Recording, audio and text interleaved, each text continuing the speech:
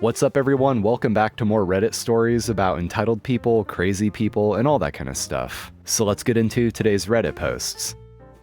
Property manager didn't take bed bugs seriously, but I sure did. I moved into a new apartment, and from the day I moved in, the property manager, I'll call her Megan, was always slightly rude. Nothing huge, but for example, the day I came to sign the lease and pay my deposit, she waited until I was at the office to say I could only pay the deposit with a money order, and was annoyed I didn't bring it with me despite never being informed. Like I said, nothing huge, just sort of inconsiderate. Well, I was getting bites on my legs for a couple of months, but assumed it was happening when I was going on walks during the day. I was wrong. My partner woke up face to face with a bed bug a few months into the lease. I called the leasing office to tell them the unit had bed bugs, and Megan's immediate response was to tell me how much I would have to pay to get rid of them. I told her I hadn't brought in the bed bugs, so I was confused about why I had to pay for their removal. She told me I had definitely brought them in because no one else had reported bed bugs, to which I responded, "Well, if I had known you were going to charge me hundreds of dollars, I wouldn't have told you either. I would have gotten rid of them myself." At this point, there had been no bedbug inspection or anything, so she had no evidence to say whether they were coming in from a neighboring apartment or if they were my bedbugs. I know bedbugs are easy to pick up in public places, including U-Hauls, so it's totally possible they could have come in with me, definitely not denying that. I asked Megan if she was going to talk to the people in the surrounding units and have those apartments inspected for bedbugs too. She said no, because no one else had complained about bedbugs. That seemed weird to me because I know someone who worked in a hotel, and if a room got bedbugs there, they would fumigate all the rooms in that area.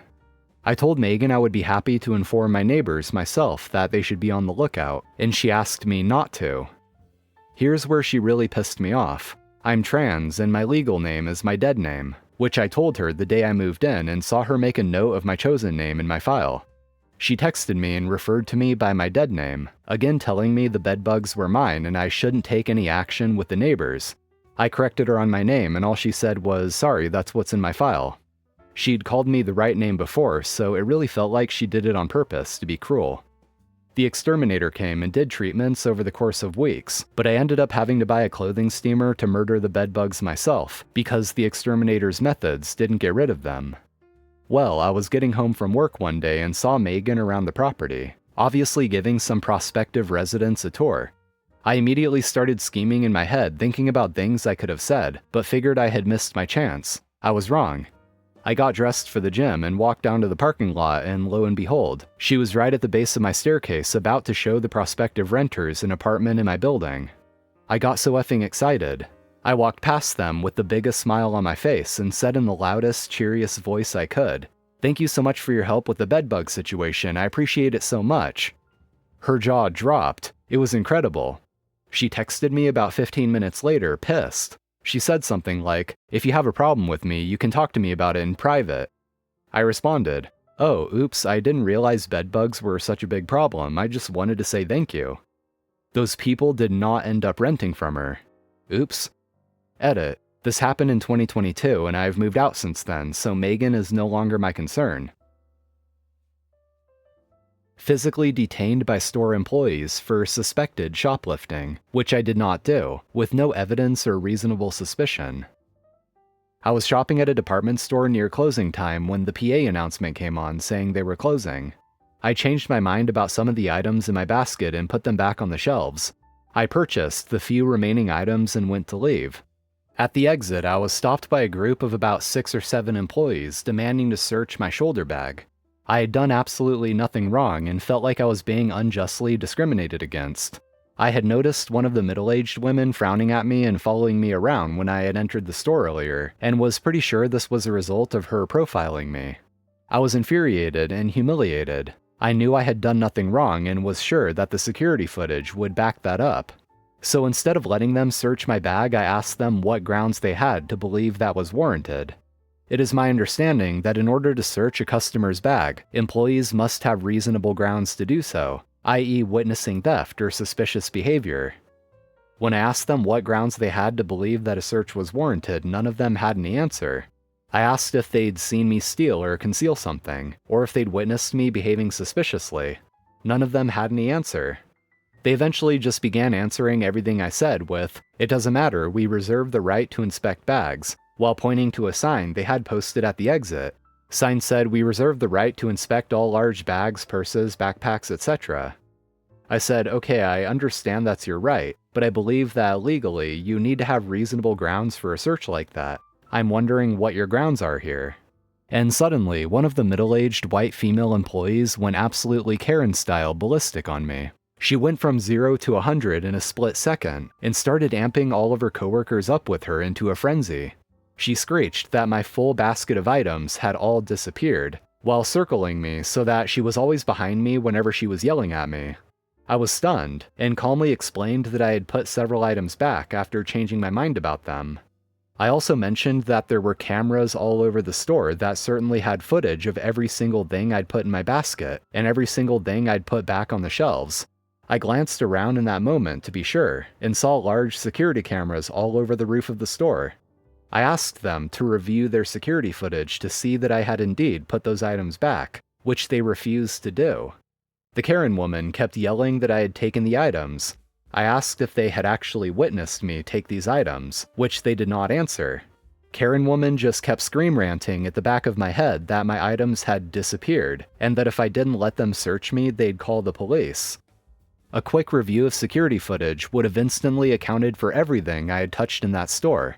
I couldn't believe that they refused to do that, and were instead intent on humiliating me in public by making me empty out my shoulder bag and pockets in front of dozens of other shoppers, when I had done nothing wrong to begin with.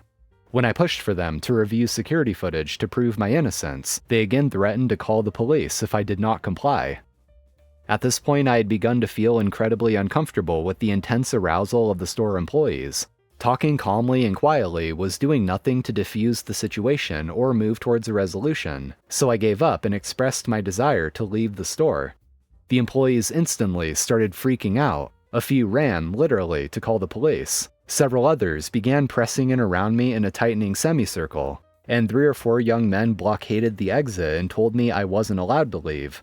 It is my understanding that regular store employees cannot physically detain a customer, especially not without any evidence or reasonable suspicion of a crime having been committed. I told them again that I had done nothing wrong, that security footage would show that, and that I was leaving the store.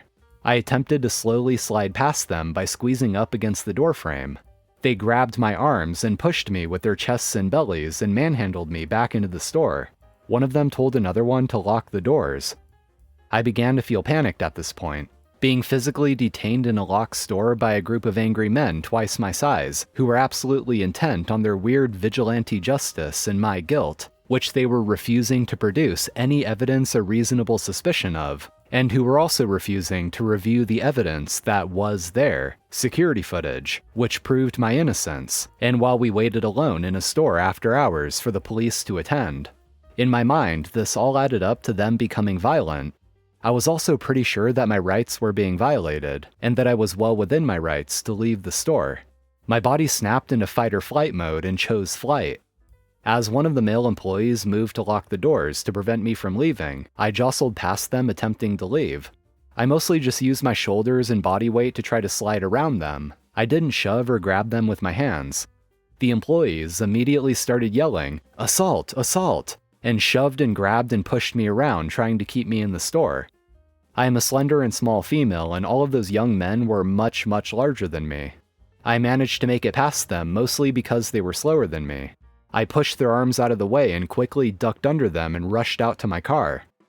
The 2 largest young male employees chased after me, whipping out their phones to begin filming.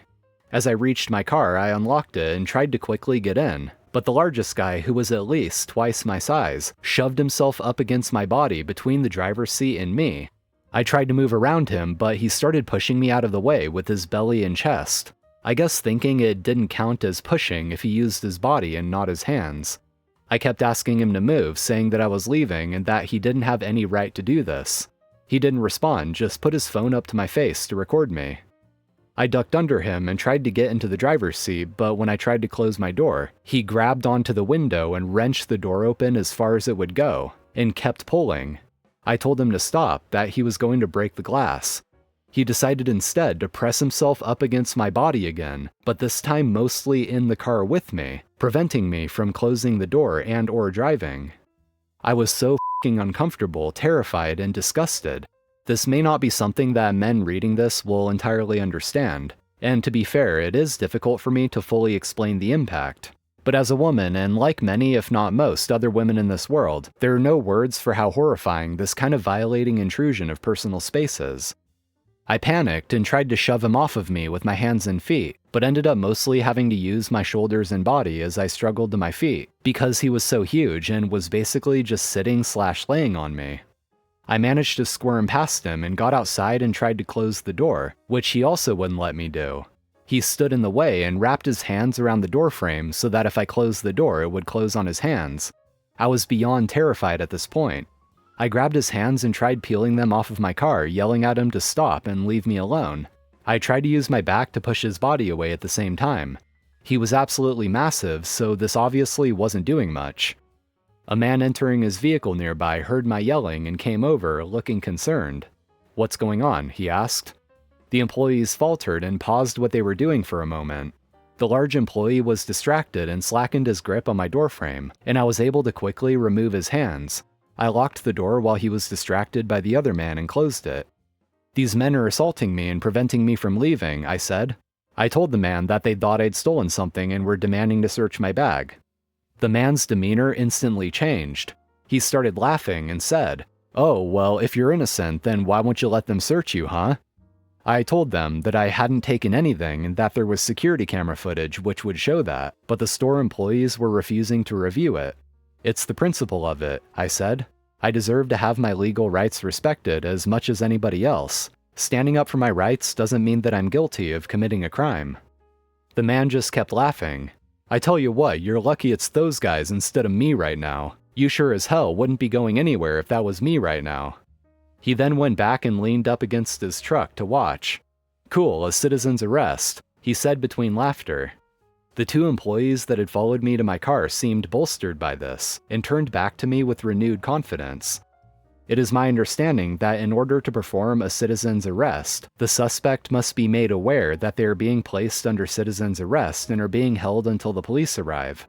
This was certainly not done at any point in my situation. To be honest, I was no longer certain that I was entirely in the right at this point. I wasn't sure that I hadn't violated any of their rights either when I had responded to their physical detainment and assault by using my body weight and hands to try to escape. But it no longer mattered. I was absolutely terrified that the situation was going to continue escalating. I raced around to the passenger side of my car and jumped in. The largest guy, who had just been holding onto my doorframe, immediately reefed on the driver's side door to try to open it and get in, but I had locked it. The other employee chased me and jammed himself into the door as I was trying to close it. I used my feet to push him away and peeled his hands off my arm and window. I managed to slam the door closed and lock everything with my key fob. As I jumped over in the driver's seat, the two men ran around, trying all the doors on my car and shouting to each other, "Don't let her leave." I started the engine, expecting them to stand in front of the car, blocking my path, but for some reason, they didn't. I drove slowly away, and they ran after me, filming. The man in the parking lot, who had been watching everything, jumped in his truck and attempted to pull in front of me, but we were nearly at the main road by that time, and there was some light traffic going by, so it was a half-hearted attempt. I drove slowly around him and got onto the main road and drove away. So that's it. This happened recently, and I'm still quite shook up about it. Holy crap, OP, they really did just go completely overboard there. Those workers let that situation get way too out of hand. It also is pretty clear that they started all of this because they profiled you, given that they didn't actually see you do anything wrong or even suspicious. And you even mentioned that someone started following you as soon as you entered the store, so it's like they decided you were guilty of something from the very beginning. But for them to take it as far as they did is just insane. As employees of that store, there's no way they were actually following policy of how to handle a situation like that. That was just some feral, crazed, foaming at the mouth nonsense, and definitely assault. And for clarity on this whole situation, this was also posted 3 years ago in the Legal Advice Canada subreddit. So she did post for legal advice and not so much just to share a story. So there are also no updates on what she may or may not have done after. Anyway, that definitely escalated pretty fast. I feel so bad for OP, I hope she's okay after that.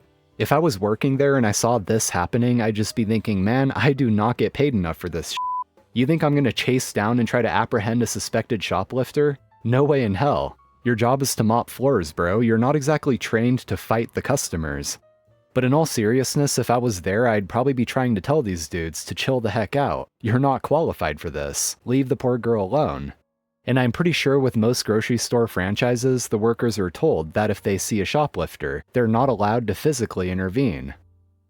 Anyway, that's going to be all for today. Thank you for watching. I do appreciate it. Make sure to like and subscribe for more Reddit stories, and I'll see you in the next one.